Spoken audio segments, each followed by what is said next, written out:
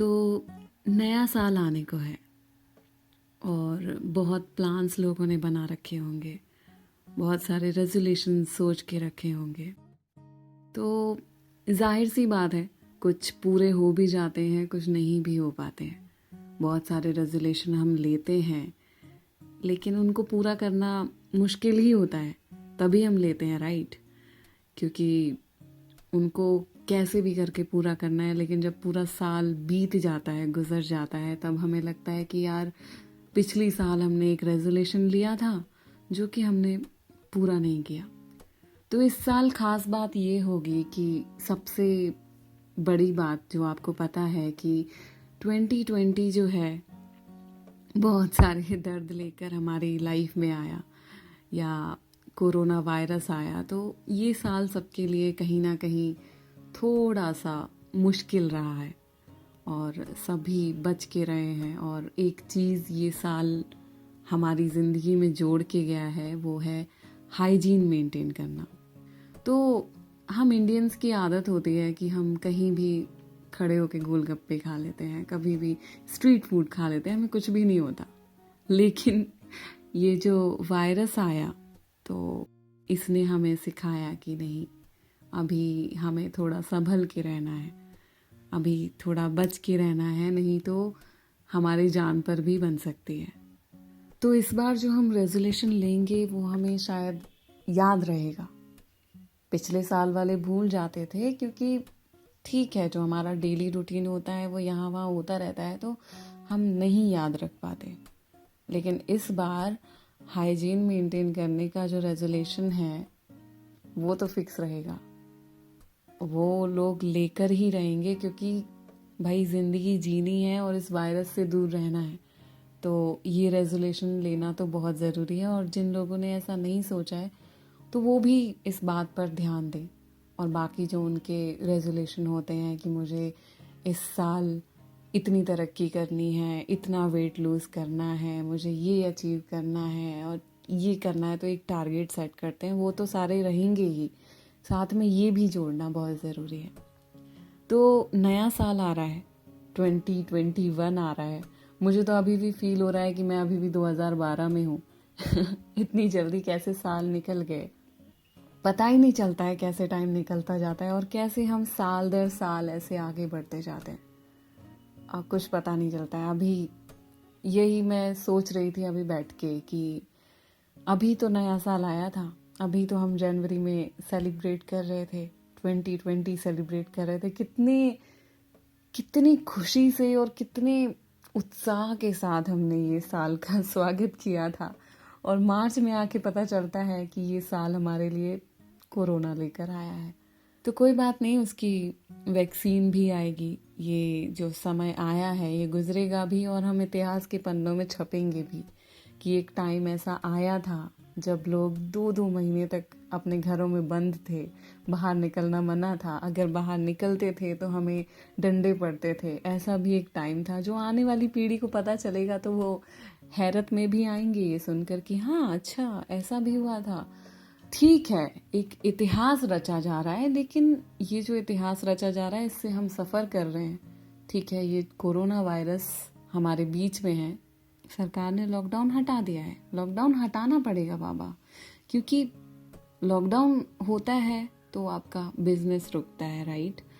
And आपकी source of income वहीं पर रुक जाते हैं।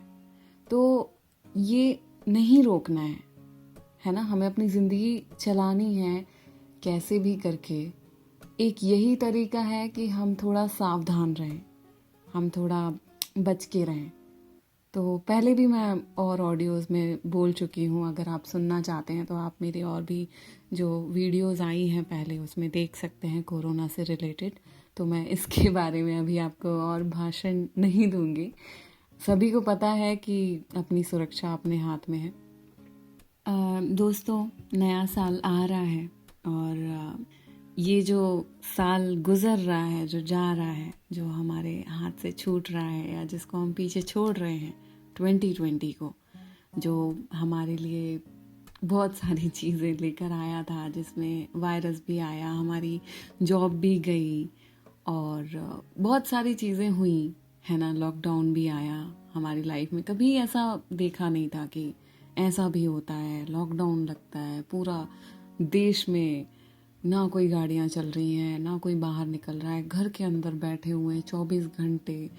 नया एक रूटीन बनाया था, तो ये भी आया।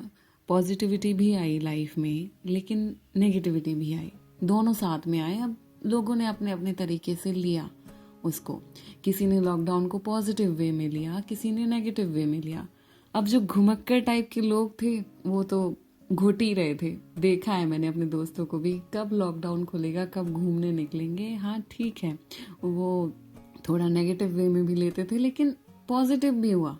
जो लोग जॉब पर जाते थे और बहुत बिजी रहते थे, अपने कामों में बिजी रहते थे, ऑफिस के कामों में बिजी रहते थे, और हमेशा ये बहाना देते रहते थे कि यार ऑफिस के काम से ना मुझे टाइम नहीं मिलता, तो मैं अपनी फैमिली के साथ टाइम स्पेंड कब करूं।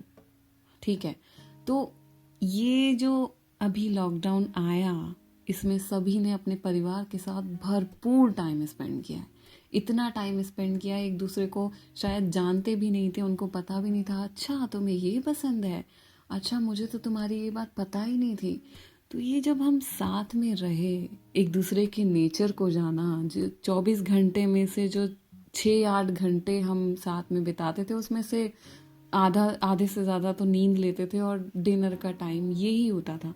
परिवार के साथ टाइम स्पेंड करने को मिला, एक दूसरे के साथ टाइम स्पेंड करने को मिला। जो परिवार में रहकर अजनबी थे, उनसे हमें रूबरू होने का मौका मिला।